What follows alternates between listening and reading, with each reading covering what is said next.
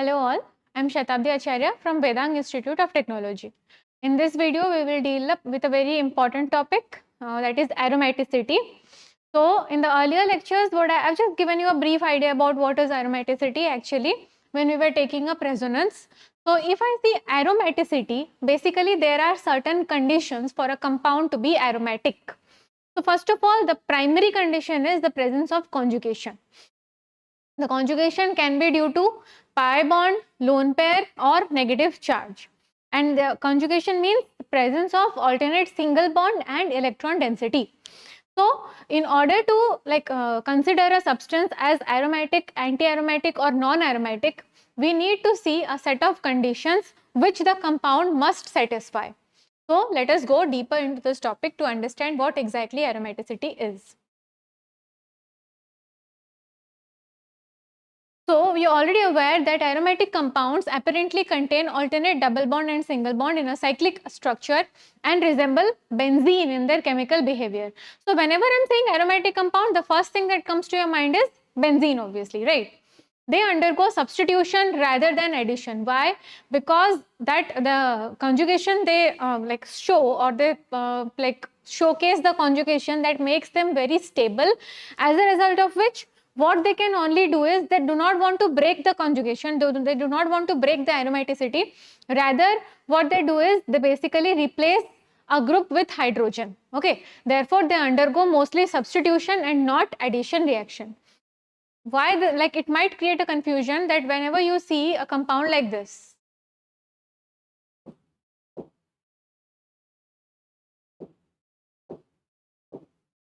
suppose a compound is there like this is a benzene. So what is the common notion we have is it is having say pi bonds, and pi bonds are weak bonds. So this compound might be easily breaking off this pi bond and adding compounds or adding newer molecules or atoms to it, right? But no. Here what exactly it does is, here it is as such standalone, it is very stable, okay, because it is undergoing conjugation, it is an aromatic compound. So the best possible thing it can do is, it can, obviously there are hydrogen atoms here, so what it can do is, it can just replace one hydrogen with the group we need to add to it. It will undergo substitution reaction and not addition reaction. This characteristic behavior is known as aromaticity. Although there is presence of pi bond, but it will not undergo addition, rather it will show substitution reaction, and this characteristic reaction is called as, or this characteristic behavior is called as aromaticity.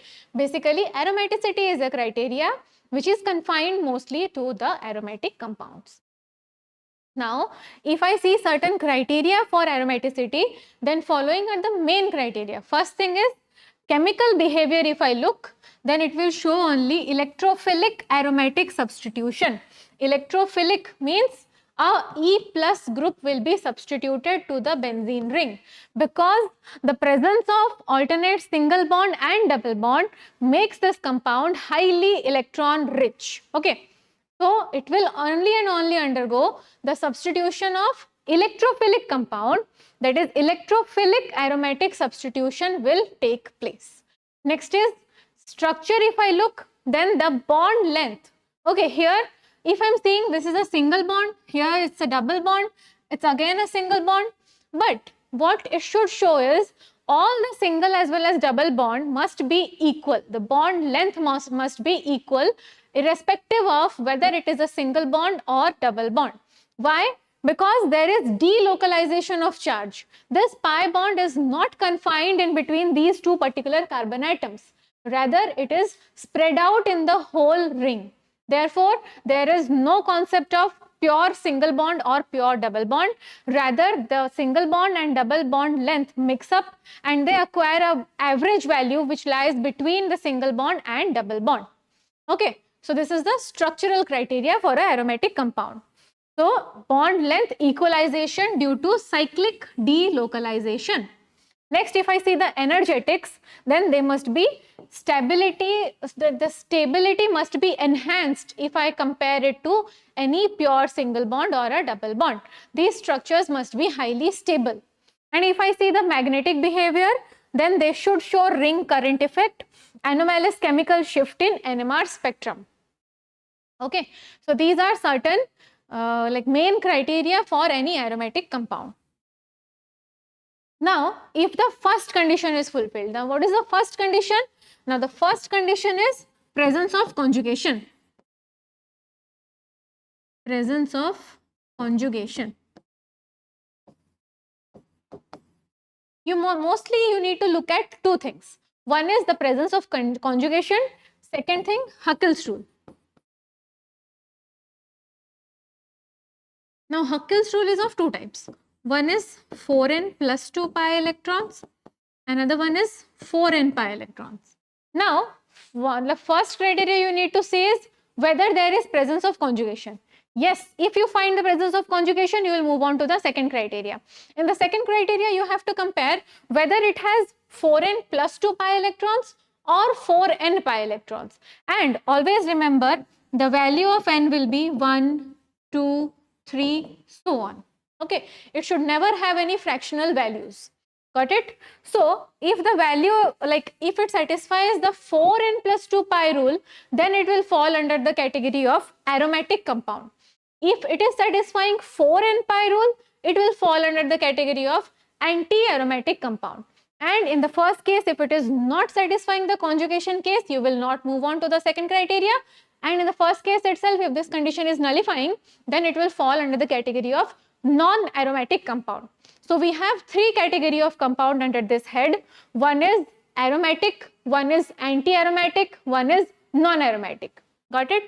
So if the first condition is fulfilled, that is presence of conjugation, and if the second condition there is 4n pi electrons, then it is anti-aromatic. If 4n plus 2, then it is aromatic. Okay, aromatic, this is anti-aromatic.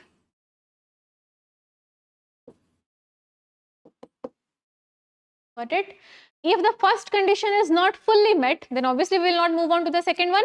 It is aliphatic and the second condition need not be looked at all. The term non-aromatic is applicable to both aliphatic as well as anti-aromatic, but mostly, primarily we are associating it with aliphatic compounds. Now, if I see the stability, I have one is aromatic, next is non-aromatic, next is anti-aromatic, right?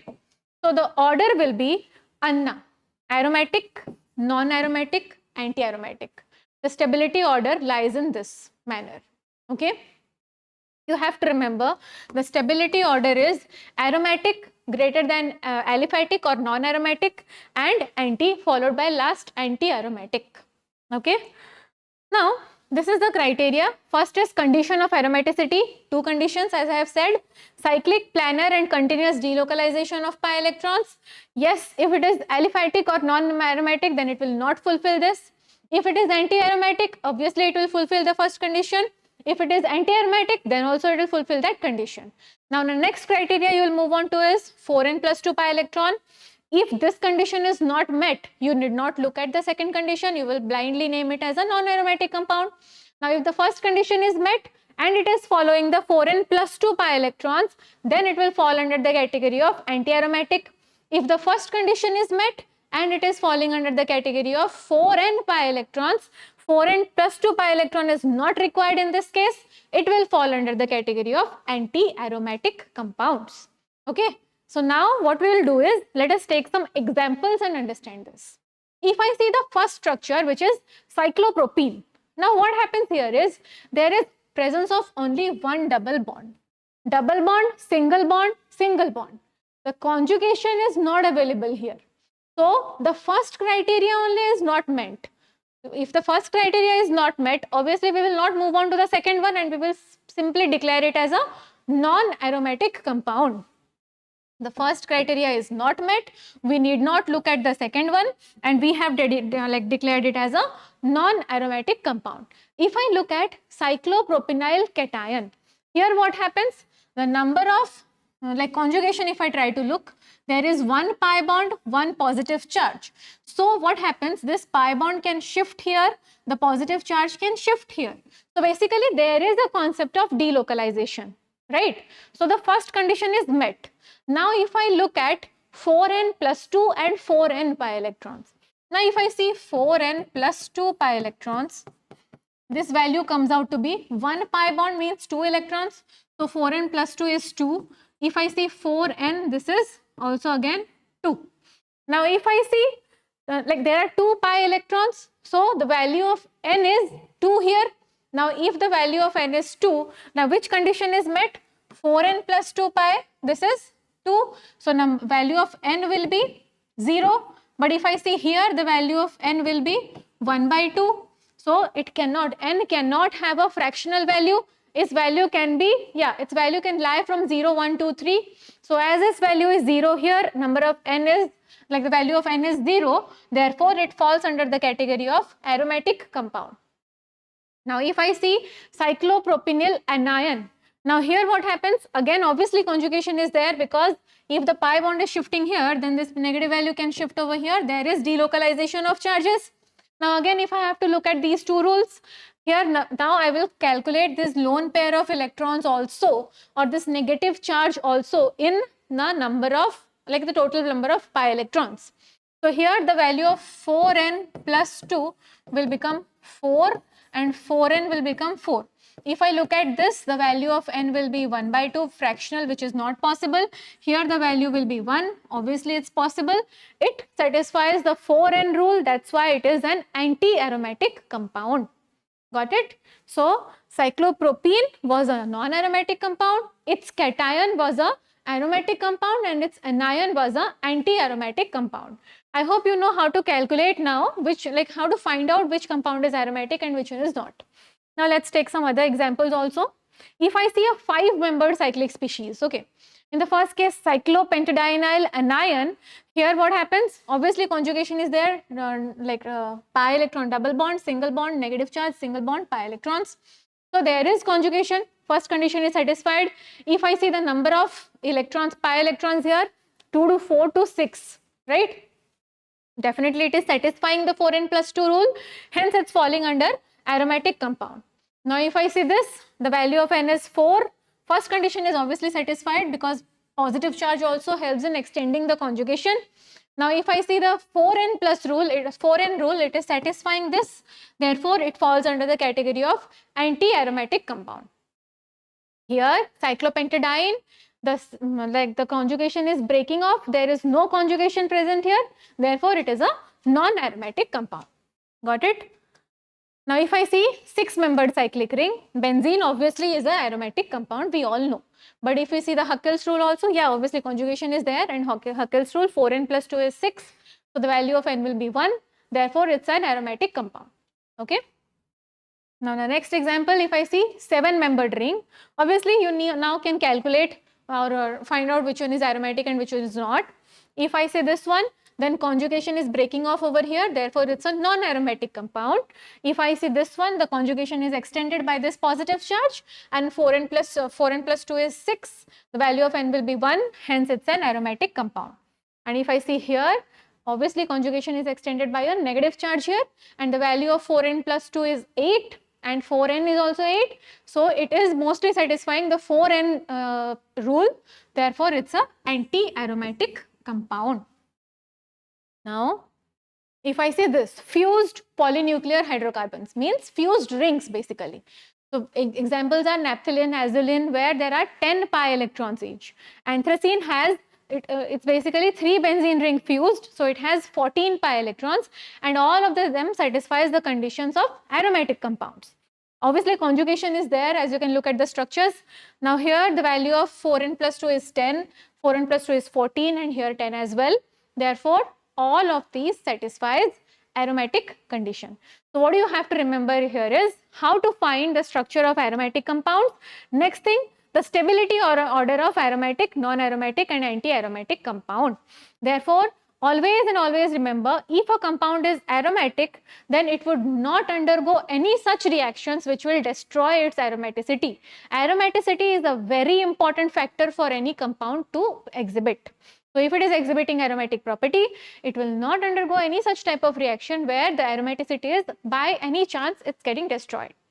Okay, so that's all for this video. I hope you understood how to find the structures or to predict which one is aromatic and not. That's all for this video. Thank you so much.